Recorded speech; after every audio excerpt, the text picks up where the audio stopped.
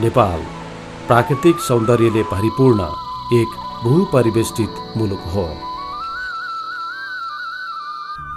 भौगोलिक विविधताको कारण नेपालमा धेरै थरीका बालीहरू खेती हुन्छन्। त्यसमध्ये मकै नेपालको एक प्रमुख खाद्यान्न बाली हो। धेरैजसो खेतीयोग्य भूभाग आकाशे पानीमा आधारित रहेकोले पनि मकै धेरै नेपालीको रोजाइको बाली हो।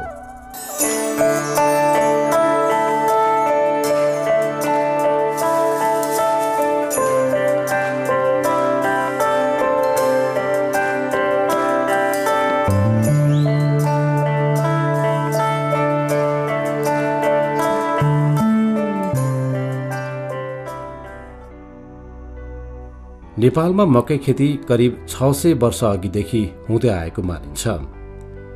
नेपालको मध्य पहाडी भूभागमा मकै सबैभन्दा बढी खेती हुन्छ। कुल मकै बालीको करिब 70% मध्य पहाडी क्षेत्रमा खेती हुन्छ भने उच्च पहाडी क्षेत्रमा 20% तथा तराईका क्षेत्रमा 10% मकै खेती हुन्छ। उत्पादनमा पनि मध्य पहाडी क्षेत्रको योगदान 70% रहेको छ। त्यस्तै उच्च पहाडी क्षेत्रले कुल उत्पादनमा 10% र तराई क्षेत्रले 20% को योगदान दिन्छ।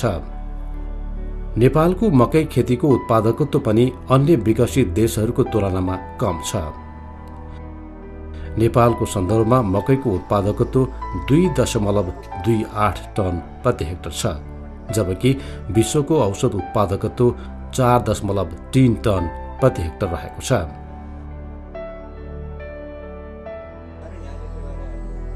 नेपालको पहाडी तथा उच्च पहाडी क्षेत्रमा उत्पादित मकैको 3/4 हिस्सा खाद्यान्नको लागि उपयोग हुन्छ र बाँकी 1/4 पशु पंक्षीको दाना तथा अन्य प्रयोगमा आउने गरेको देखिन्छ। तराई वा मधेसमा उत्पादित मकैको 2/3 हिस्सा भने पशु पंक्षीको दाना तथा अन्य औद्योगिक प्रयोजनको लागि प्रयोग हुन्छ। मकैले नेपालको खाद्य पदार्थको आपूर्तिमा झण्डै 1/4 हिस्साको योगदान दिएको छ।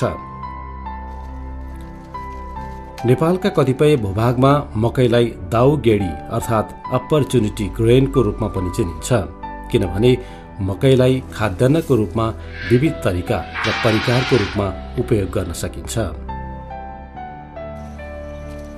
कृषि क्षेत्रले देशको कुल गारस्थ उत्पादनको 1/3 हिस्सा योगदान गर्दा मकैले समग्र कृषि क्षेत्रको कुल गारस्थ उत्पादनमा 7.5% को हाराहारीमा योगदान दिन्छ। देशको अर्थतन्त्र तथा खाद्य सुरक्षामा कृषि क्षेत्रको योगदान महत्त्वपूर्ण हुँदाहुँदै पनि नेपालको कृषि क्षेत्रको विकास सन्तोषजनक रूपमा हुन सकेको छैन।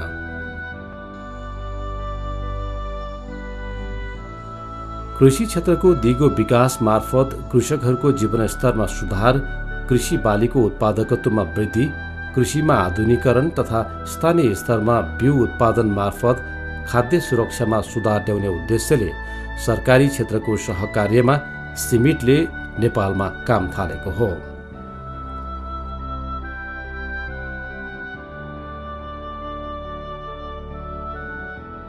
सिमिटले नेपाल जस्तै अत्यन्त कम विकसित वा अल्प विकसित देशका कृषकहरूलाई लक्षित गरी मकै तथा गहुँको बिउ सुधारको कार्यक्रम सञ्चालन गरिरहेको छ। पहाडी मकैबाली अनुसन्धान परियोजनाले कृषकहरूको आवश्यकतालाई मध्यनजर गरी किसानहरूकै सहकार्य र सहभागितामा विविध कार्यक्रमहरू सञ्चालन गर्ने गर्दछ। यसरी मकैमा आश्रित कृषकहरू लगायत गरिब तथा निमुखा वर्गहरूको खाद्य सुरक्षा र आम्दानीमा वृद्धि गर्ने उद्देश्यका साथ सिमिटले सन् 1979 देखि नै पहाडी मकैबाली अनुसन्धान परियोजना लागू गरेको छ। हाल यो परियोजना नेपालका 20 जिल्लाहरूमा लागू भएको छ।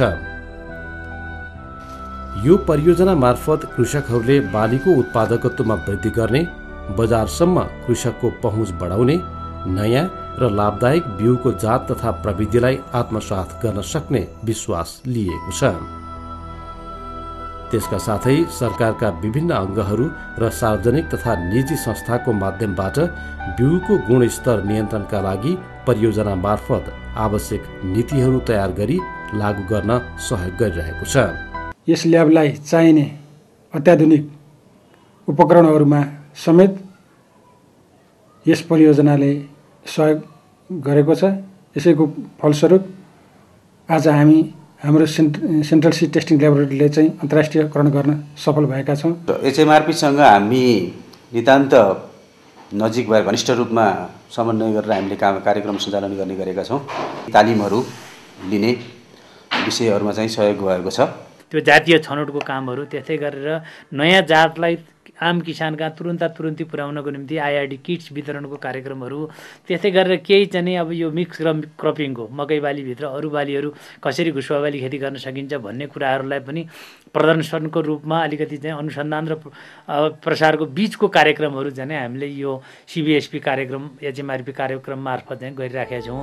त्यस्तै बिउको गुणस्तर नियन्त्रणको लागि परियोजनाले निजी सार्वजनिक सहकार्यको अवधारणालाई अङ्गीकार गरेको छ। पहाडी मकैबाली अनुसन्धान परियोजना हाल 4थो चरणमा सञ्चालन भइरहेको छ। सन् 1979 देखि 2010 सम्म सञ्चालित विगतका 3 परियोजनाहरूले निर्दिष्ट उद्देश्य हासिल गर्दै कृषकहरूको आमदानी, जीवनस्तर तथा चेतनामा समेत सकारात्मक उपलब्धि हासिल गरेबाट परियोजनाप्रति कृषक तथा यस परियोजनासँग सहकार्य गर्ने अन्य संस्थाहरूको विश्वासमा समेत वृद्धि भएको छ। हाल सञ्चालित 4थो चरणमा स्विस सरकार विकास सहयोग तथा अमेरिकी सरकार अन्तर्राष्ट्रिय विकास नियोगको संयुक्त लगानीमा परियोजना सञ्चालित छ। विगतका उपलब्धि र अनुभवलाई प्रभावकारी बनाउँदै नेपालका पहाडी भेगका किसानहरू, त्यसमा पनि गरिब तथा निमुखा वर्गको खाद्य सुरक्षा र आमदानीमा वृद्धि र बिउ बजारीकरणलाई सुदृढीकरण गर्न सन् 2010 मा सुरु भएको यो चरण सन् 2014 सम्म सञ्चालनमा रहनेछ। यस चरणको कार्यक्रमको लागि नेपाल कृषि अनुसन्धान परिषद, कृषि विभाग, विभिन्न गैर सरकारी तथा निजी संस्थाहरूको समेत सहभागिता रहेको छ। With our partners, we work with the government partners, non-government organizations, with the private companies, and with thousands of farmers, more than 50,000 households. And with this partnership, we have achieved many things. Number one, the National Maize Research Program of the Nepal Agricultural Research Council has released about 7 improved open pollinated varieties and 1 hybrid. And these varieties yield between 20 to 70% more than the local varieties. And this has been a tremendous achievement by NMRP and NARC, but HMRP has been providing technical and financial support to achieve this goal. More than 55% of our farmers are women, and about 60 to 65% are from disadvantaged groups. जाति विकासको हिसाबले हेरौँ र तपाईको प्रसारको हिसाबले हेरौँ र संगठन निर्माणको हिसाबले हेरौँ र सबै समावेशी किसानको पनि समावेशीको तर्फबाट हेर्ने हो भनेदेखि यो परियोजनाले निकै नै फड्को मारेको छ। र गत तेस्रो चरणदेखि सिकेको चाहिँ के हो भने अलिकति यो बजारमा चाहिँ बजार व्यवस्थापनमा चाहिँ किसानहरूलाई चुनौती आएको हामीलाई महसुस भयो। नेपालको कृषि विकासको सन्दर्भमा यो आयोजनाले चाहिँ नि स्थानीय निकायका संस्थाहरूलाई नै अगाडि बढाएर जुन यो इम्प्लिमेन्टेसन गरिआएको छ त्यो चाहिँ नि यसैमा नै राम्रो छ। स्थानीय निकायहरू छन्, त्यो निकायहरूकै क्षमता अभिवृद्धि गराउने केमा त कार्यक्रमहरू प्लानिङ गर्नमा, त्यसपछि प्लान गरिएका कार्यक्रमहरू चाहिँ नि इम्प्लिमेन्ट गर्नमा र अन्त्यमा गएर त्यसको अनुगमन र मूल्याङ्कन गर्नमा चाहिँ नि उनीहरूलाई नै अगाडि बढाएर गरे। त्यसले गर्दाखेरि यो आफैमा एक किसिमको यसले दिगोपनाको स्वरूप दिन्छ कि भन्ने चाहिँ मलाई लागेको छ। पहाडी मकैबाली अनुसन्धान परियोजनाको सञ्चालनले नेपालका विभिन्न भेगका कृषकहरूको जीवनस्तरमा उल्लेख्य सुधार आएको छ। विशेषतः गरिब तथा निम्न आय आर्जन भएका कृषकहरूले यो आयोजनाका विभिन्न कार्यक्रमबाट लाभ लिइरहेका छन्। पहिलो त्यो 10 रोपनीमा त्यो बढी से बढी त्यो 10 मुरी 11 मुरी 8 मुरी 7 मुरी फल्थ्यो भने अब अहिले चाहिँ केही नभए पनि 20-25 मुरी फल्छ सर। यतिको खडेरीमा नि हामीले उत्पादन गर्न सक्यौँ भन्ने नि छ।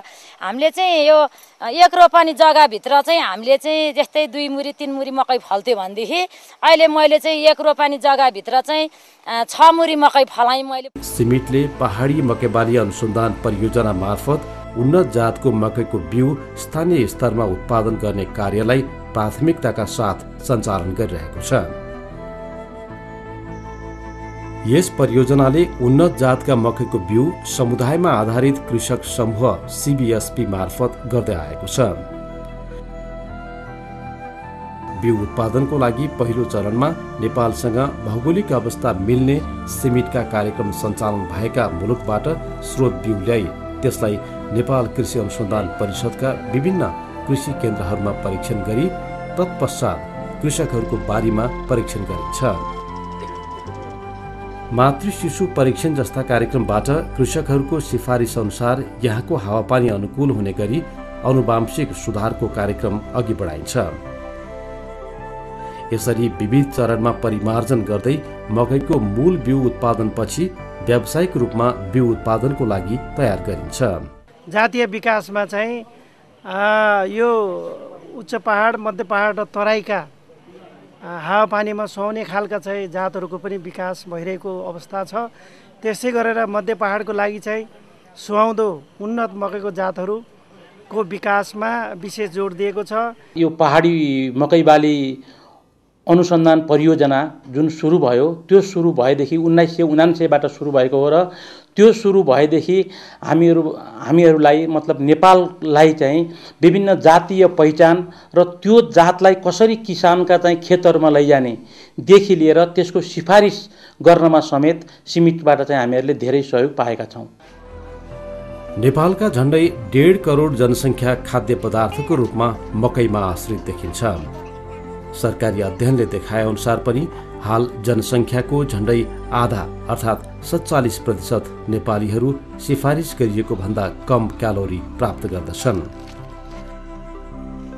धान र गहुँमा भन्दा बढी प्रोटिन तथा खनिज तत्त्व पाइने कारणले पनि मकै नेपालीहरूको लागि एक विशेष बाली पनि हो।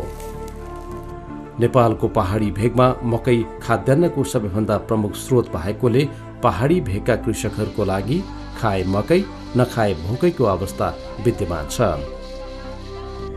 स्थानीय मकैमा भन्दा दोब्बर प्रोटिन हुने भएकोले नेपालमा गुणस्तरीय प्रोटिन मकैको उत्पादकत्वमा वृद्धि गराई खाद्य सुरक्षा तथा क्यालोरी पूर्तिको सम्भावना प्रचुर रहेको छ। त्यसैले सिमिटले कृषकहरूको आवश्यकता अनुसारको बिउ पहिल्याई आवश्यक प्रचार प्रसार र जनचेतनामा वृद्धि गरी गुणस्तरीय प्रोटिन मकैको खेतीमा समेत कृषकहरूलाई सहयोग प्रदान गरिरहेको छ। Well, this is Pochilo Makai 1 in Nepali nutritious maize. It's a variety released by NARC, the National Maize Research Program, and it has the characteristic of having much more lysine and tryptophan, which are essential amino acids in the diet of humans and even animals. And we will continue in HMRP multiplying and disseminating this variety to tackle the issue of nutrition of poor people in the hills of the country. विकेन्द्रित स्रोत बिउ उत्पादन प्रणालीको विकासको लागि परियोजनाले पहाडका 9वटा स्टेसनहरू र समुदाय मार्फत आफ्ना कार्यक्रमहरू अगाडि बढाएको छ।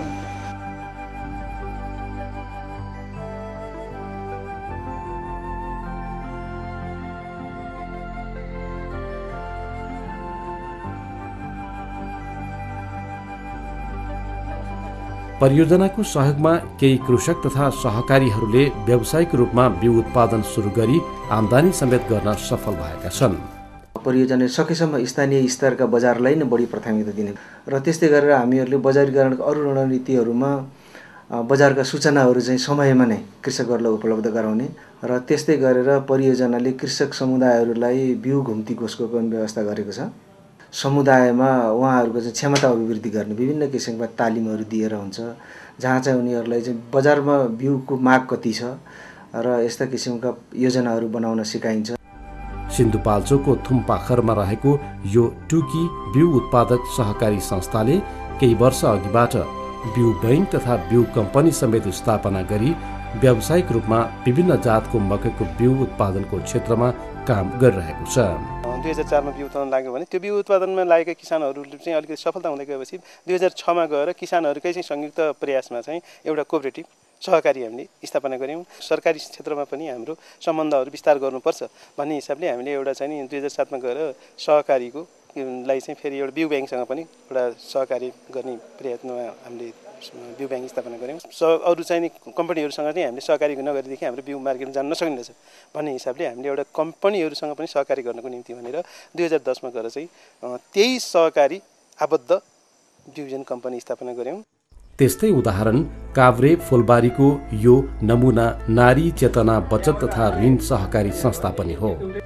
यस सहकारीले पनि उन्नत जातको बिउ उत्पादनका साथै उन्नत जातको बिउ प्रयोगको लागि आफ्ना सदस्यहरूलाई सहयोग गरिरहेको छ। जग्गा उयो हो तर अलिकति उब्जनी बढी फल्ने भएको यो बिउबिर्दीको मकै देउती मकै र अनि त्यसको मूल्य पनि अलिकति बढी डबलै पाउने भएर हामीलाई चाहिँ अब जस्तै जग्गा नै बढेको जस्तो लागिरहेछ। हालसम्म मकैका 7 उन्नत जातहरू कृषकहरूको लागि सिफारिस गरिसकेको छ। यस्ता उन्नत जातको मकैको खेती गर्दा कृषकहरूले बढी आम्दानी गर्न सफल भएका छन्। बिउ उत्पादन गर्दै गएपछि त अहिले दिदीबहिनीहरूलाई त घर व्यवहार बच्चाहरू पढाउन धेरैमा सहयोग भएको छ। थोरै हुनेमा बढी भयो, बिउको उसमा गयो उत्पादन पनि अलिकति बढी भयो। हामीले बिउमा दिन पाइने बिउमा दिँदा अब बजारमा 20 रुपियाँमा दिनु पर्थ्यो भने हामीले 30-35 सम्ममा दिन पाइयो। खेतबारीमा मकै खेती गर्दा अन्नबालीको रूपमा मकैबारीभित्र अदुवा, बेसार, गोलभेडा, काउली, बन्दा तथा अन्य विभिन्न कोसे बाली समेत लगाउन सकिन्छ। त्यसले गर्दा निश्चित क्षेत्रमा हुने खेतीबालीबाट बढी उत्पादकत्व प्राप्त गर्न सकिन्छ।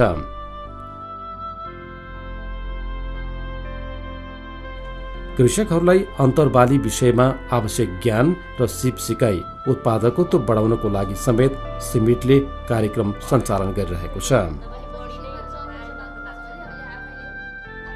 नेपाल जस्तो कम विकसित देशमा कृषि क्षेत्रको विकास र त्यसमा पनि जनसङ्ख्याको ठूलो हिस्साको प्रमुख खाद्यान्न बाली मकैको विकासमा सिमिटले सञ्चालन गरेको कार्यक्रमले केही सकारात्मक सुधारका सम्भावना बढेका छन्। सरकारी, निजी तथा सहकारीका माध्यमबाट कृषकहरूका बीचमा नै गरिने प्रविधिगत सुधार, सामूहिक प्रयास तथा व्यावसायिक पद्धतिको विकासको कारण कृषकहरूको क्षमतामा वृद्धि भई बाली उत्पादकत्व तथा उत्पादन प्रणालीमा नै सुधार ल्याएको छ। 1979 को ताका करिब 3% मात्र मकैको चाहिँ बिउ प्रतिस्थापन दर रहेकोमा सन् 2011 मा आएर मकैको बिउ प्रतिस्थापन दर 9.5% रहेको छ। यसमा महत्त्वपूर्ण चाहिँ हिस्सा चाहिँ परियोजनाले ओगटेको छ। सन् 2000 मा नेपालमा मकैको उत्पादकत्व 1.8 टन प्रति हेक्टर थियो भनेदेखि सन् 2010 मा 2.2 टन प्रति हेक्टर रहेको छ। र यसरी यस 10 वर्षको अवधिमा करिब हामीले 36% चाहिँ मकैको उत्पादकत्व वृद्धि भएको देख्दछौँ।